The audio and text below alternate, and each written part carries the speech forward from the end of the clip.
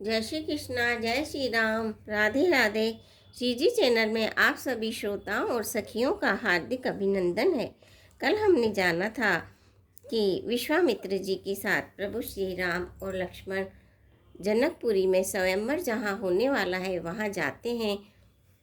नगरवासी उन दोनों को देखकर बहुत ही चकित हो जाते हैं। इसके आगे चलते हैं। कुंजर मणिकंठा कलित उरिणी तुलसी का माल वृषभ कंद के हरी ठवनी बल निधि बाहु विशाल। हृदयों पर गज मुक्ताओं के सुंदर कंठे और तुलसी की मालाएं सुशोभित है। उनके कंधे बैलों के कंधे की तरह ऊंचे तथा पुष्ट हैं। खड़े होने की शान सिंह की है और भुजाएं विशाल एवं बल की भंडार है। कमर में तरकस और पीतांबर बांधे हैं। दाहिने हाथ में बाण और बाएं सुंदर कंधों पर धनुष तथा पीले यज्ञोपवीत जनेऊ सुशोभित है। नख से लेकर शिखा तक सब अंग सुंदर है। उन पर महान शोभा छाई हुई है। उन्हें देखकर सब लोग सुखी हुए।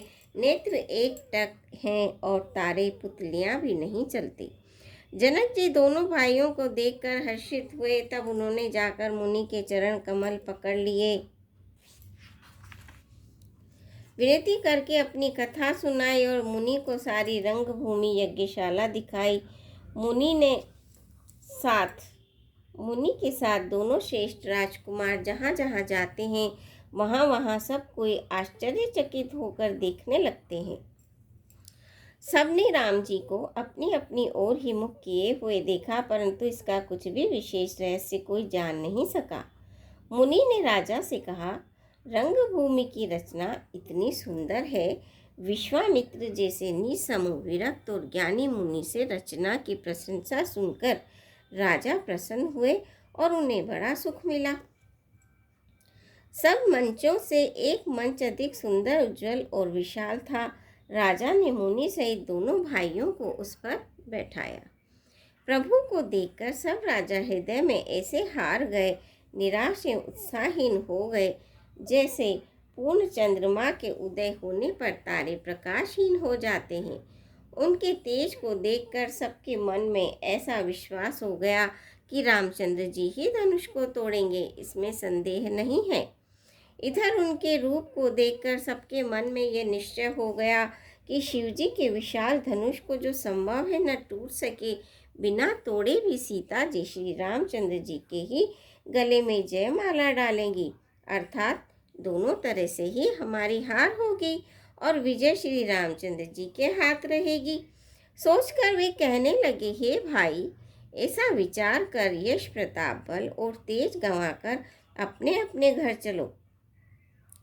दूसरे राजा जो अविवेक से अंधे हो रहे थे और अभिमानी थे, यह बात सुनकर बहुत हंसे। उन्होंने कहा, धनुष तोड़ने पर भी विवाह होना कठिन है, अर्थात सहज ही में हम जानकी जी को हाथ से जाने नहीं देंगे। फिर बिना तोड़े तो राजकुमारी को ब्याह ही कौन सकता है। काल ही क्यों न हो, एक बार तो सीता के लिए उसे भी हम युद्ध में जीत लेंगे। यह घमंड की बात सुनकर दूसरे राजा जो धर्मात्मा हरिभक्त और सयाने थे मुस्कुराए। उन्होंने कहा, राजाओं की गर्व दूर करके जो धनुष किसी से नहीं टूट सकेगा, उसे तोड़कर श्री रामचंद्र जी सीता जी को ब्याएंगे। रही युद्ध की बात, सो महाराज दशरथ के रण में बाके पुत्रों की युद्ध में तो जीत ही कौन सकता है। गाल बजाकर व्यर्थ ही मत करो, मन के लड्डुओं से भी कहीं भूख बुझती है। हमारी परम पवित्र निष्कपट सीख को सुनकर सीता जी को अपने जी में साक्षात जगत जननी समझो। उन्हें पत्नी रूप में पाने की आशा और लालसा छोड़ दो और श्री रघुनाथ जी को जगत का पिता परमेश्वर विचार कर नेत्र भरकर उनकी छवि देख लो। ऐसा अवसर बार बार नहीं मिलेगा।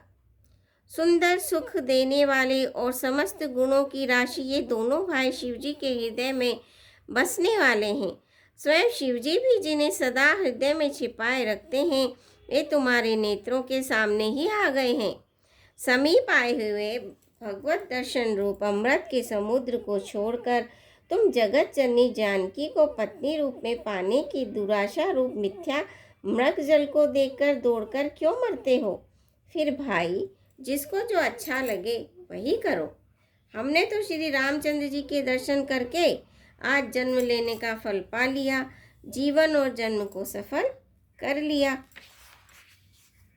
ऐसा कहकर अच्छे राजा प्रेम मग्न होकर श्री राम जी का अनुपम रूप देखने लगे।